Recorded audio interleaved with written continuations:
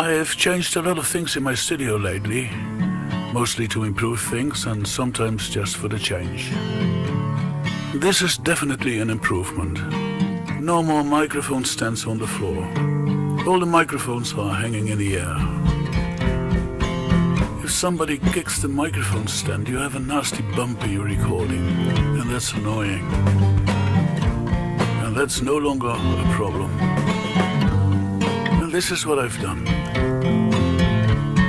I didn't try to look like Elon Musk or Trump or a 70-year-old schoolboy, but the sun was burning on my skull. I fixed everything with angle irons, on both sides of each hand. There is a lot of weight hanging on this beam. We mounted 6 microphone stands.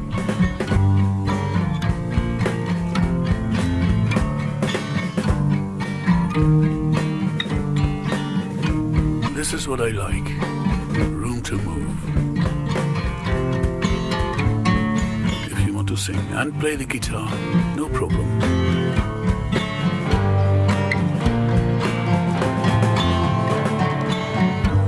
The XLR cable is not running smooth, so I used 4 hook guides instead of 1. All these cables are going to an XLR snake in the corner, which is coming from the DM2000.